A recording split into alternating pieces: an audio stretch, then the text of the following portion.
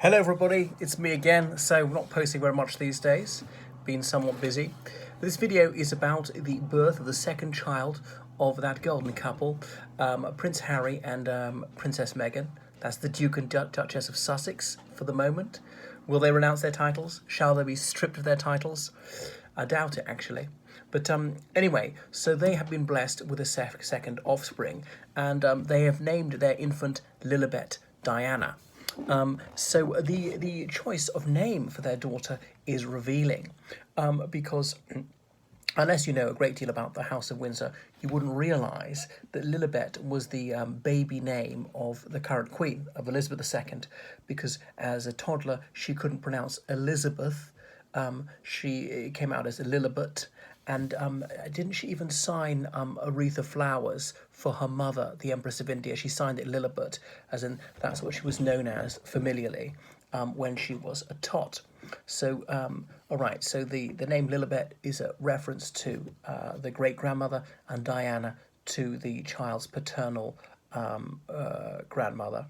So now this is very revealing. Curious that these two want to really distance themselves from the royal family, who they think treat them so abominably, who didn't advocate for them, should be their vindicators when the press said things that these two found a trifle disobliging. And yet they've chosen to underscore their connection to Her Britannic Majesty by naming their first daughter Lilibet. And it can only be an allusion to her. I've never heard of anyone with the official name Lilibet. Is not plain Elizabeth.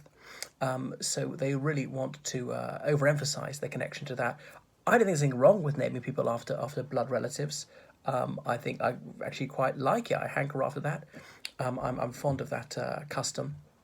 And I mean, I don't think it's wrong for them to name her Lilibet, but it is wrong to then say that the royal family treated you with such appalling cruelty. So yet again, is this pair trying to have their cake and eat it? They want to be in the royal family and not, or half in and half out. Well, as Abraham Lincoln said, a house cannot stand divided against itself. So they part of the House of Windsor or not. So they're a semi-detached part. And this whole thing about she had to renounce her acting career, apparently that's tripe, that she was offered to carry on as an actress. There are other members of the royal family, admittedly further out. Lord Frederick Windsor's wife, she's a Winkleman, and she's a small-time actress, so Meghan could have carried on like that. She's obviously tried to get back into thespianism, but it seems that no director will touch her with a barge pole, perhaps because she's completely bereft of any dramatic virtuosity, or that she's such a prima donna, she's just impossible to deal with, a princess in both senses. So these two, they crave privacy and publicity. They want publicity and don't. Will want it on their terms, thinking that the media is just going to be a megaphone for them, or television should just be an aperture through which they can force their woke dogma. So there was no advance notice of the birth, notably. Apparently Buckingham Palace wasn't told about that. Am I wrong? I mean, I've not heard of anyone contradict that. Why? Is it sort of a calculated snub to Buckingham Palace, perhaps?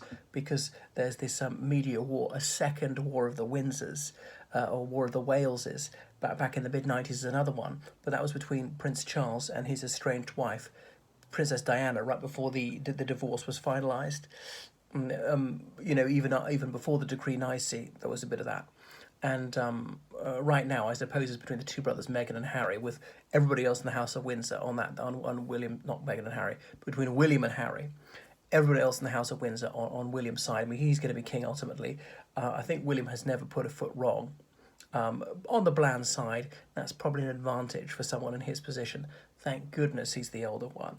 And so I haven't heard rumours yet, but no doubt the conspiracy theorists will get busy saying that these two didn't get busy, not in the proper way, that it's a surrogate or things like that.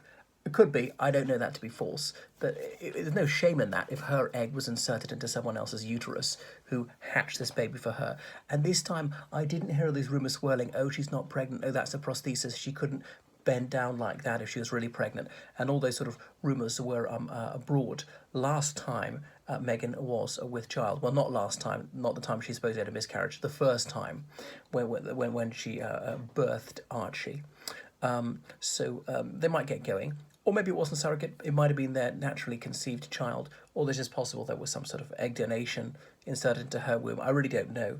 But DNA actually matters in the royal family because it's got to be heirs male of your body. It must be a prince or princess of the blood royal. Or this one won't have the title princess because there's a limit to that. And even Meghan knows this, and she was claiming it was racialist that her son Archie wasn't going to be a prince.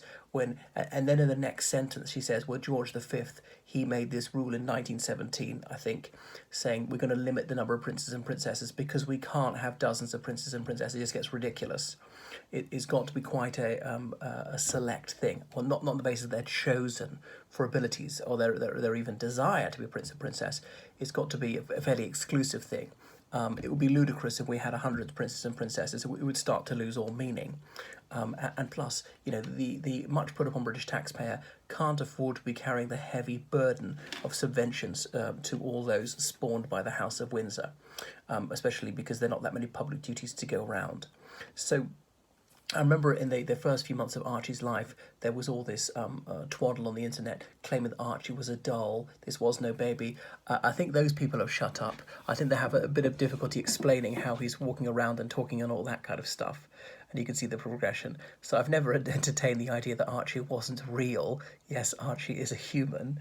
So that canard, I think, has disappeared off the internet. So these two do get introduced sometime, and I don't think there'll be the same level of vehemence as there was before. There's a bit too much vituperation of these two.